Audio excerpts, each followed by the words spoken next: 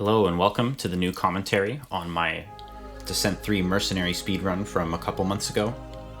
I don't think I've done a video on this channel with commentary about Descent 3 Mercenary in particular. I hadn't speedrun it until more recently, but now I think I would recommend this speedrun over the original Descent 3 campaign. It doesn't crash nearly as much, which is always nice, and there's some nice speedrun tricks, which like some cutscene skips that are pretty consistent. It's just overall a better run, even though it's about half as long as the original Descent 3 campaign. So getting into level 1, we're going to see mostly just movement in this level. And the basic movement in the speedrun has sort of two parts. There's the trichord, which is moving in 3 directions at once. Because of some geometry and the way the old games are programmed, the more directions you move in at once, they add together as you move on the diagonal. Because, you know, like the diagonal of a square is longer than its sides. Same for a cube, if you're moving in 3 directions. So you want to be moving in 3 directions basically all the time, but that means you can't be looking where you're going, which is tricky in the game because you can only shoot where you're looking. So you can't shoot at things in front of you, so you can only go the fastest speed when you're not looking where you're going, basically. So there's some trickery in the movement around that. And the second part of the movement, there's trichording, which is the first part, and the second part is using the boost. Instead of just using the boost and holding down the button to get the full burst of the afterburner, it provides the most boost when it's between 90 and 100%. So I'm mashing the afterburner key to try and keep the afterburner number between 90 and 100 and get the most acceleration. So now moving in 3 directions at once and mashing the boost key the whole time, that's the fastest movement in the game. And if you start a cutscene while dead, it skips to the last of the scenes in that cutscene. So this cutscene is like a minute long normally, but we just skip to the last bit of it. And that's a cutscene skip, and the end of level 1.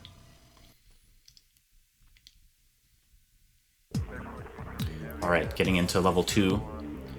The beginning of this level is a little bit tricky. There's kind of not really a sequence break, but we just skip waiting at this section. Again, by dying on purpose. So normally you have to give all your weapons to this robot and go into the facility unarmed, but if you die after you give the robot your weapons, which you can do because there's a force field, you can't like shoot yourself to death because he just took your weapons, and then you respawn, and now we have 7 concussion missiles and 100 energy because that's the weapons that you spawn with, and we can go throughout the level. You have to be careful when you're doing that skip though, because if the robot that took your weapons dies, it sets off the security alarm and the run is over, basically. So if your ship exploding or one of your shots to try and kill yourself kills that security bot, the run is over. So again, in level 2, lots of movement, trichording. There's a power-up in the game called the Afterburner Cooler, which makes your boost recharge slightly faster, which sounds okay, but in practice it means that you can hold down the afterburner for twice as long before you recharge it. Since you're keeping that afterburner between 90 and 100%, it basically means you can go from holding the afterburner down half the time to 2/3 of the time, since it recharges twice as fast. This droid has been nice enough to open this locked door for us, if we can squeeze through in time and hit the switch, which is a little tricky to do. We got it. But anyway, about the Afterburner Cooler again. If you have the boost power-up, it makes the angle at which you're traveling, since you're moving at 3 directions at once at an angle, it changes the angle that you're traveling at. So you have to adjust your like your flight habits, the angles that you fly at based on whether you have the boost power-up or not, and whether or not you're like just starting to move forward quickly, or whether you've already built up some momentum and you're moving at higher speed. There's a lot of nuance to the movement in this game. the speedrun movement. I could go on about it. Well, you'll see, for a half an hour. So, lined myself up to shoot that thing as soon as the cutscene ended. And now the turrets blow up some important plot guy. But we don't care. It's easy to get stuck on doors and robots. So the main planning with the movement is around how to move robots out of the way or get around robots, and how to open doors and go through doors as quickly as possible. So we're coming up on the end of level 2 now, for which I picked up 2 Mega Missiles early. They're the quick kill for the boss robots at the end of this level. And there's level 2. Oh, final boss, the door. Doors are really tough to get through in this game sometimes.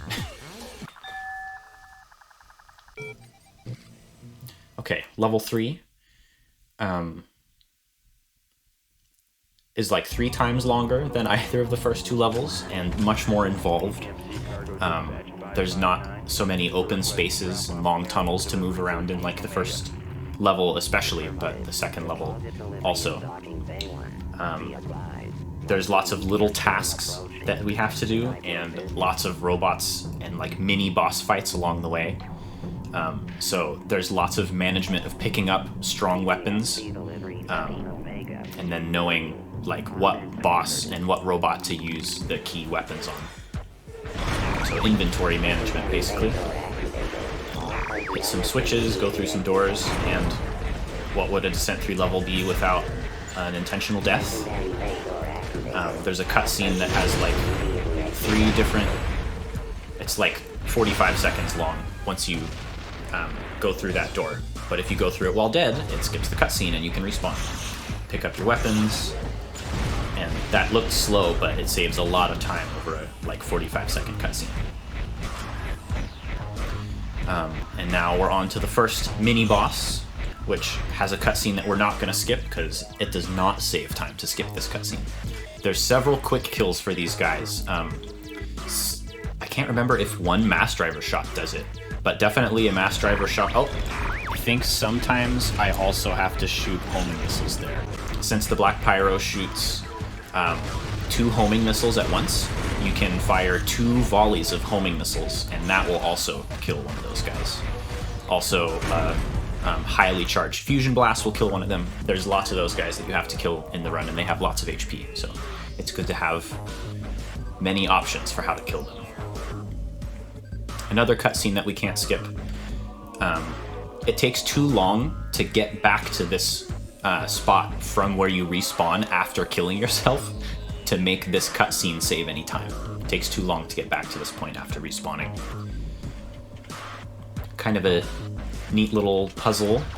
Gotta shoot the force field to hit the switch with the bouncing laser. Grab the Afterburner Cooler power-up, the power-up that makes your Afterburner recharge faster. So now we're gonna be really moving. That was 4 homing missiles to kill that green stormtrooper. You want to make sure to not kill the maintenance bot. But you can push him along to get him to the door faster. Sometimes I throw the guide bot there just so I don't have to worry about the guide bot being in my inventory later. Big bonk. Most robot... Well, I'll talk about that later. This room kind of sucks, and it's not even that hard. I just bonked the ball the wrong way by accident. It's really an annoying run killer because it's such an easy physics puzzle, but physics puzzles are so finicky. So it's sometimes an annoying run killer, and I lost like 5 seconds to it there. Another little puzzle with bouncing lasers off force fields that's sometimes easy to lose an embarrassing amount of time on. Pick up some weapons for later here. Oh, and there's like 4 of these rooms in a row, but the first one is backwards, so it's really easy to turn the wrong way and just fly into a wall in the first room, because you practice the second, third, and the fourth one turning the other way. Anyway, this room has a bunch of wind that makes you go super fast and later slows you down.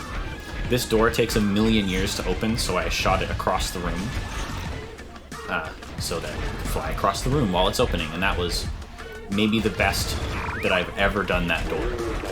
It's really hard to hit from across the room while the wind is blowing you all over the place.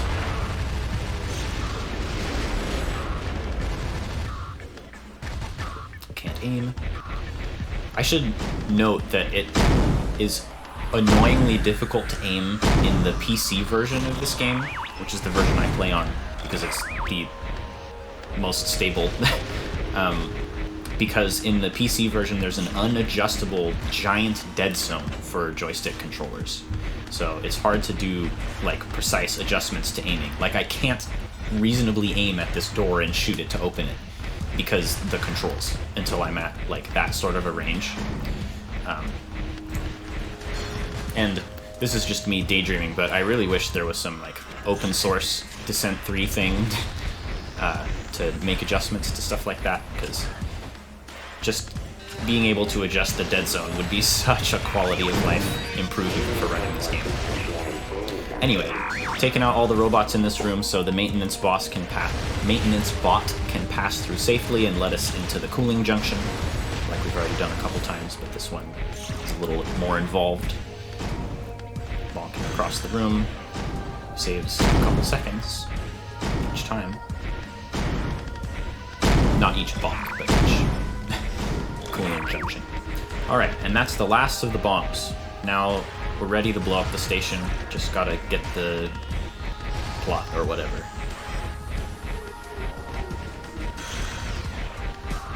Oh yeah, we're on our way to assassinate the captain. So you have to kill the captain and the first mate in this, at the end of this level, and they're somewhat scripted fights, but on the easiest difficulty, it's very easy to kill this guy in one cycle. He somewhat consistently ends up reappearing right here. He got a shot off that time, so just hide behind the pillar and you won't get hit by the impact mortar because you don't have line of sight on the explosion. Physics, right?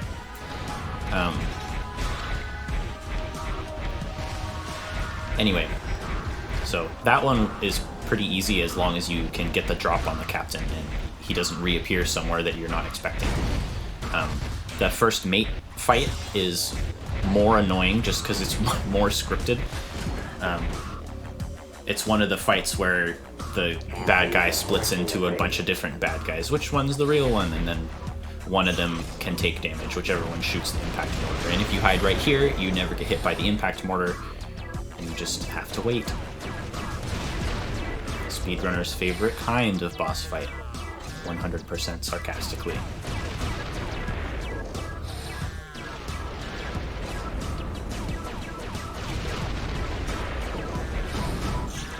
Grab some energy just to be at the max, because why not? Open the door as soon as it can be opened, because doors are your second worst enemy besides enemies in this game.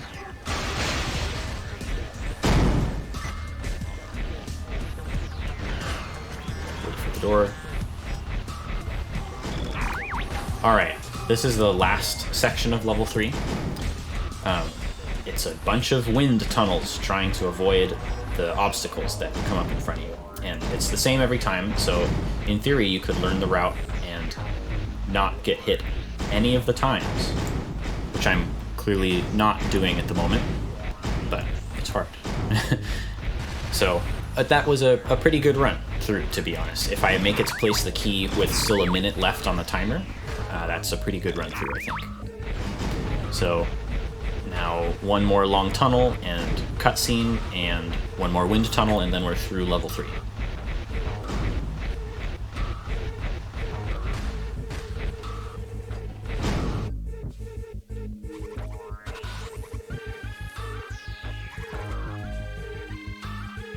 And again, in theory, you could skip this cutscene by entering it while dead and respawning, but you respawn so far away from the end of the level that it doesn't save any time.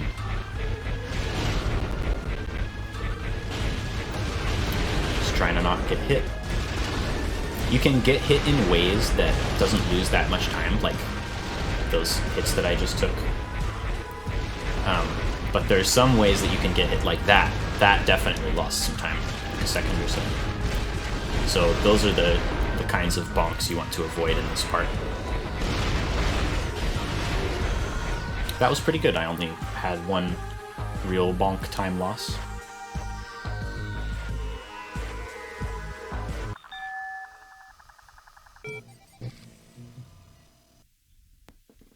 Alright, level 4. This level is mostly just remembering where you're going, because it's sort of a maze. That was a really fast shot on that airlock switch. For some reason I like shooting the boss out of only one side, just by mashing the fire button.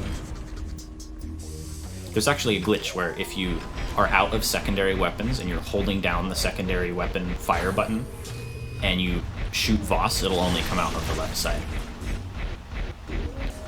That happens to me sometimes fighting the homunculus at the end of level 6 of the original kingdom. So remember where you're going, remember where you're going. Just gotta shoot 5 of those before it opens up the force field for you to get to the second part of the level. Pick up the Mega Missile for the boss fight, I think. Boss fight? Or I think that's what it's for. There's definitely a boss fight.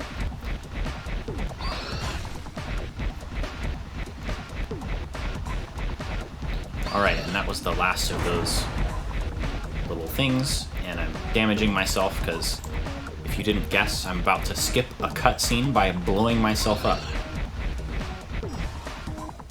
But not yet. I've just got to find the door. Alright, blow that box up so it doesn't block us later.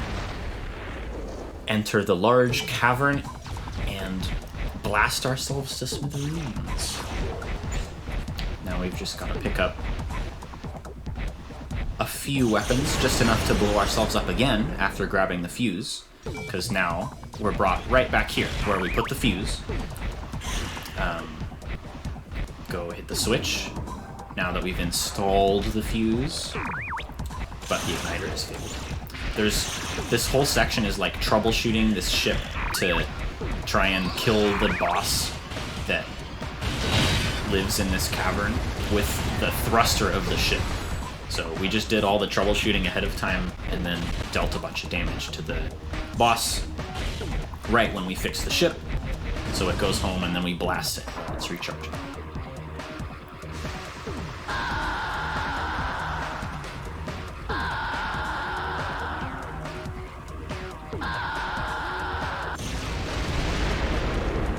Excellent death sound. And this glass breaks and we can go to the end of the level.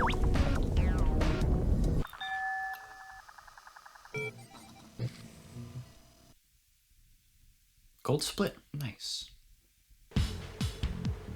Alright, level 5, another level where it's mostly movement and remembering where you're going, but the movement in this game is so fun and engaging that that's like the best kind of level. Long intro cutscene, which unfortunately seems to be the one type of cutscene that there's no way to skip, the beginning of a level cutscene. Oftentimes in the final shot where you're about to gain control of your ship, if you press a button on the keyboard or whatever controller you're using, after a certain point in the cutscene, you can skip what's left of that last scene, but that's usually only saving a couple seconds. And other cutscene skips can save minutes. This is another level where it's mostly movement. Tricording, mashing the afterburner, trying to find ways to open doors as early as possible, get through the doors smoothly, trying to avoid robots, which is easy in that nice big tunnel. In the original Descent 3 campaign, the tunnels tend to be just a little bit smaller, so there's less room to go around robots, especially since most robots spawn in the middle of tunnels. So there's lots of tiny little interactions in the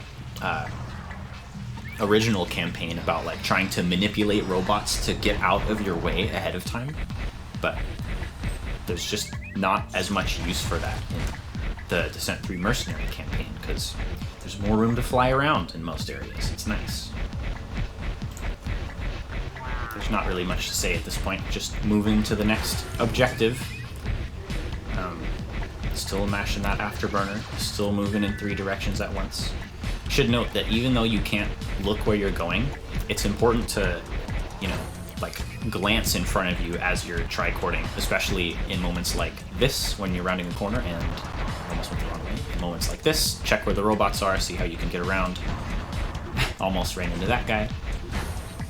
So there's a balance between seeing what's ahead of you and trying to push through as fast as you can.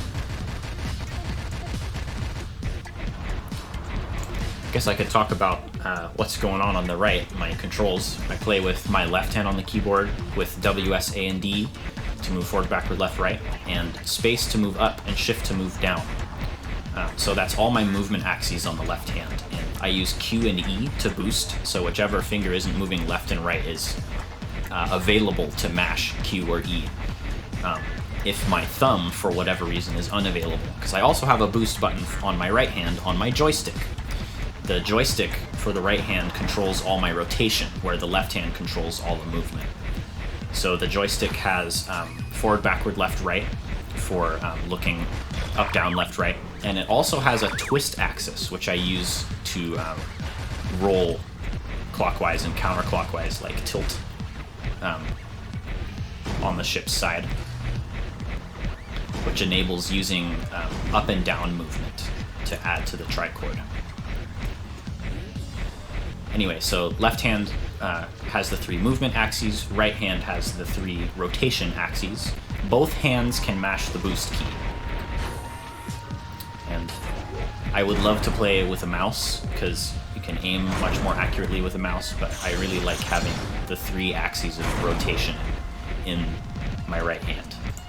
And I haven't found a better way to do that than with the joystick. Or at least I haven't practiced enough with anything else. Alright, another intentional death to skip the cutscene at the end of this level. Bada boom, bada bing. And with that, we're on to level 6, which we're basically going to be skipping using the most game-breaking glitch that has been found so far in Descent 3. It's a little mind-bending, but I'll try to explain it as best I can. Basically, if you load a game while a demo is running, a demo is like recorded gameplay. So if you load a game while you're watching a recording of gameplay, the game gets really confused. And you can see the game is very confused right now. I loaded a save that I made at the very beginning of level 6, which we just got to. I saved the game, watched a demo that we made in level 3, and while I was watching that demo, loaded the save that we made in level 6. And so every room in the game in each level has a number, just like an index to keep track of what room is what. So let's say we were in room number 4 in level 3 when we made that demo. So now we've watched that demo, we were in room number 4, and we've loaded the save game from level 6, where we had just started. We were in room 0. Well, I don't know if it's actually room 0, but just hypothetical room indexes. So the game is going to be like, okay, we're in level 6, and what room are we in again? We're in room number 4, right? So the game forgets what room you're actually in and unloads that room. So now you're out of bounds, and what is loaded is the room that has the index of the room where you made the demo earlier. So the place where I made the demo, the room that I made the demo, just so happens to have the same index as the door to the final room of this level, as you'll see in just a second.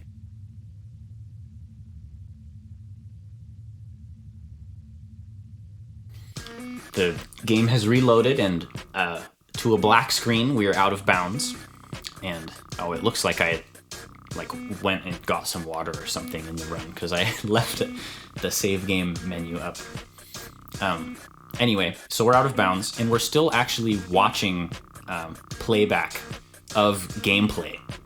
So it said playing demo right there. So you have to get out of the demo state. So you can save the game during the demo to make a save during that glitched out state. And now when we've loaded that save, we can play the game in that glitched out state that we made during the demo. And we're gonna fly into the room that the game already thinks we're in, which is the door to the reactor room of this level. We can blow up the reactor, and then the level will end 1 minute later once the countdown ends.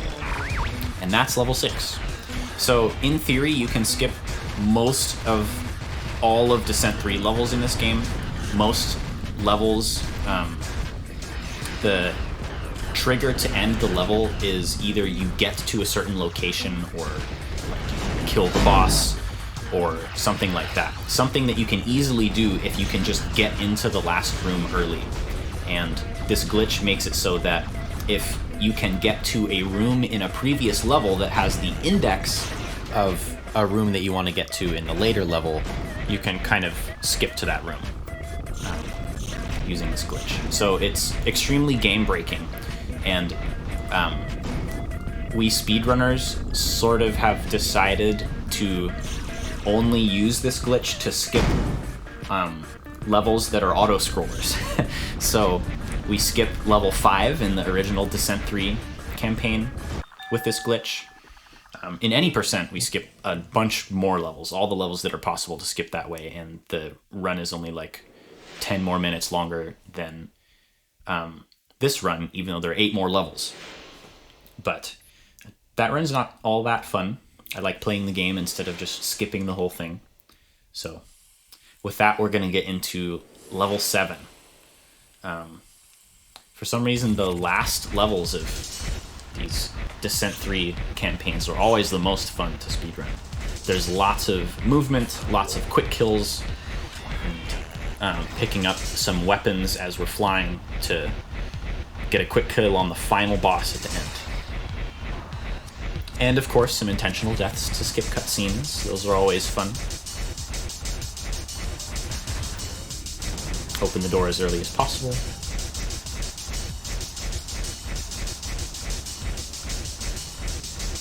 So this area is filled with sniper bots. Fortunately, they have very bad aim on easy. But there's still a chance that one of them will hit you and you'll have to react to where their sniper blast knockback sends you, because it really sends you flying if they hit you with one of their shots. Just gotta remember where you're going.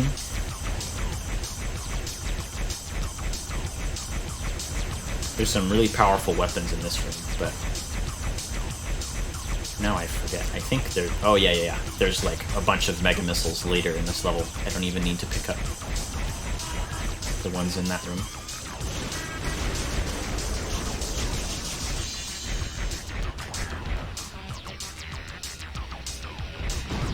So just like with the other droids that you have to wait until they get where they're going, you can push these along to speed them up a little bit. They're much more massive than the other droids we were pushing, so it doesn't help as visibly, but I do think that it does save some time. Wait for this wind tunnel.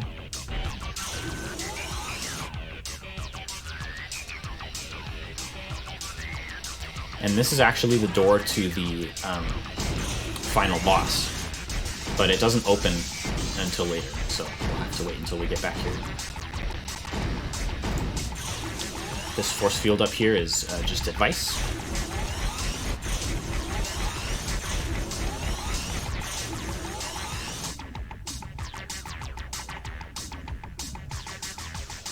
This one is not, though. Can't go through this force field.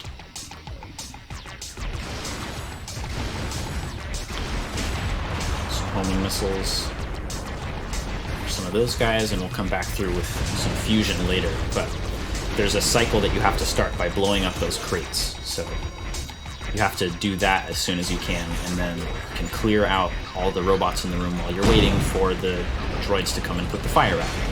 Because then you follow the droids to the end or to the next objective. So we have some downtime here, just taking out the robots in this room because we're gonna do some setting up in this room later. Grab the weapons that we need to kill the final boss up here.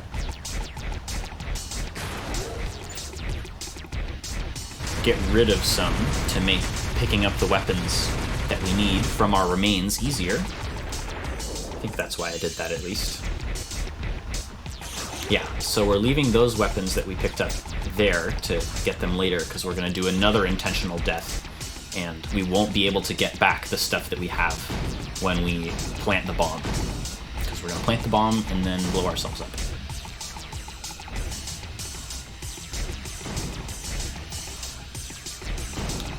Not sure if this really saves any time, but whatever. There's nothing else to do except damage ourselves, I guess.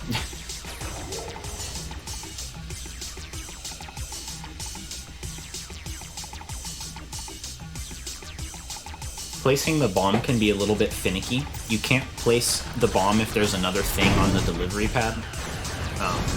Oh, got sniped. But usually you can get there if you're really fast before the droid puts something else in the delivery pad, and then we're nice and squishy after we got sniped. One missile will do it for sure. Alright, and we've picked up our boss killing weapons that we left here earlier. We've just got to follow this droid back down to that final boss door where we were earlier, where we will do another intentional death to skip the cutscene where the bomb that we planted blows up. So we're getting all squishy for that. I was a little worried that droid was going to kill me before I could trigger the cutscene, because they do some damage to you. Also, pushing me into the force field probably would have killed me, so that was a little bit dicey there at the end. Skipping that cutscene also sometimes crashes the game, but luckily it didn't that time. And now we're on to the final boss.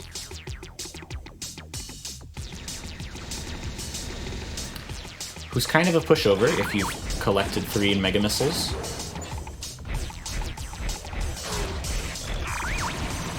Especially if there are 2 more over here, and a black shark on the other side of the room.